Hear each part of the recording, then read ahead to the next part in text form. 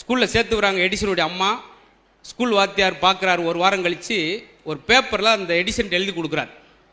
அதை அவங்க அம்மா வீட்டில் வாங்கி பார்க்குறாங்க. அம்மா என்னம்மா சார் எழுதியிருக்காங்கன்னு கேட்குறா எடிசன். அதில் என்ன எழுதியிருக்கு தெரியுமா?